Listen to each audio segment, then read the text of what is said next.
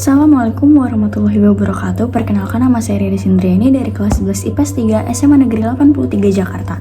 Jadi hari ini saya akan menyampaikan materi kelas 11 yaitu tentang masa kejayaan Islam. Jadi tonton terus video ini sampai akhir ya. Oke, dalam materi ini kita akan membagi ke dalam 3 subbab, yaitu yang pertama tentang periode sejarah Islam, kemudian kita akan membahas tentang masa kejayaan Islam, dan yang terakhir itu tokoh-tokohnya. Dimulai dari yang pertama itu periode sejarah Islam. Jadi menurut Harun Nasution dalam bukunya yang berjudul Islam Ditinjau dari Berbagai Aspeknya, membagi sejarah Islam ke dalam 3 periode. Jadi yang pertama itu ada periode klasik, itu sekitaran tahun 650 sampai 1250 Masehi. Jadi periode ini tuh dibagi menjadi 3, yaitu fase ekspansi dan integrasi serta fase disintegrasi. Oke, jadi yang kedua itu ada periode pertengahan. Jadi ini tuh sekitaran tahun 1250 sampai 1800 Masehi. Nah, ternyata di periode pertengahan ini adalah masa dimana Islam tuh mengalami kemunduran, dan itu dibagi menjadi 2 fase juga. Jadi yang pertama ada fase kemunduran dan ada fase munculnya 3 kerajaan besar yang dimulai dengan zaman kemajuan dan zaman kemunduran. Oke, jadi yang ketiga itu atau periode yang terakhir itu ada periode modern. Jadi itu sekitaran tahun 1800 dan seterusnya. Nah, periode ini tuh merupakan periode di mana Islam tuh udah mulai bangkit lagi, ditandai dengan munculnya para pembaharu Islam. Oke, jadi kita masuk ke dalam subbab berikutnya, yaitu masa kejayaan Islam. Jadi pada masa kejayaan Islam itu terjadi sekitaran tahun 650 sampai 1250 Masehi, dan periode ini tuh disebut dengan periode klasik. Nah, dalam kurun waktu itu terdapat 2 kerajaan besar yang ternyata tuh memiliki pengaruh yang besar terhadap perkembangan Islam. Jadi yang pertama itu ada Bani Umayyah.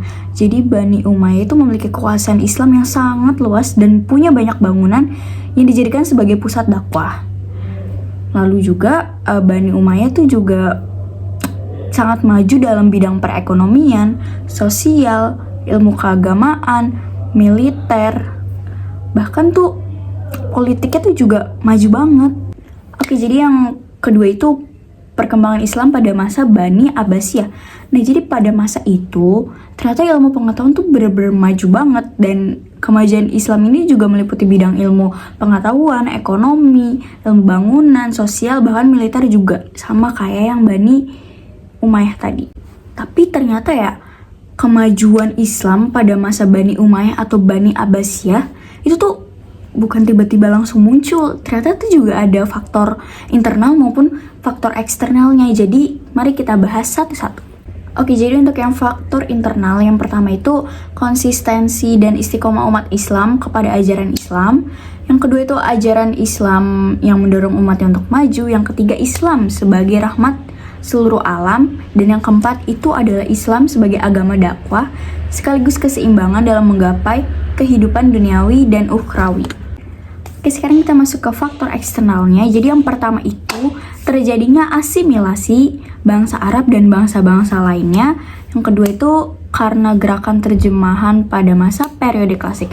Dan ternyata selain faktor internal dan eksternal itu juga ada faktor karena adanya gerakan ilmiah atau etos keilmuan dari para ulama yang ada pada periode klasik. Jadi yang pertama itu melaksanakan Al-Quran secara maksimal, melaksanakan isi hadis, mengembangkan ilmu agama dengan berijtihad, dan yang terakhir itu ulama yang berdiri sendiri serta menolak untuk menjadi pegawai pemerintahan.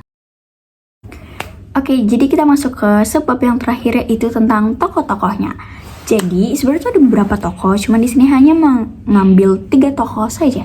Yang pertama itu ada Ibnu Rusyid. Jadi Ibnu Rusyid ini tuh berpendapat bahwa antara filsafat dan agama Islam itu tuh nggak bertentangan. Justru tuh Islam menganjurkan para pemeluknya untuk mempelajari ilmu filsafat.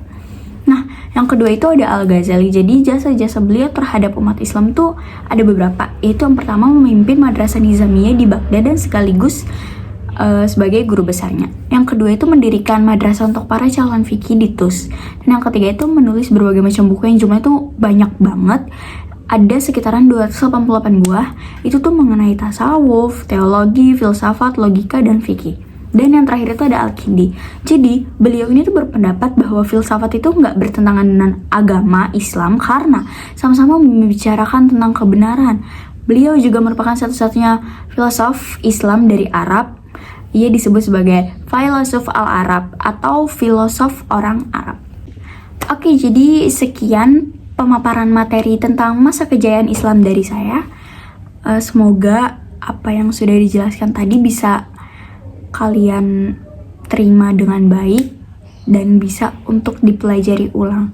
Sekian dari saya, kurang lebihnya mohon maaf. Wassalamualaikum warahmatullahi wabarakatuh. Terima kasih.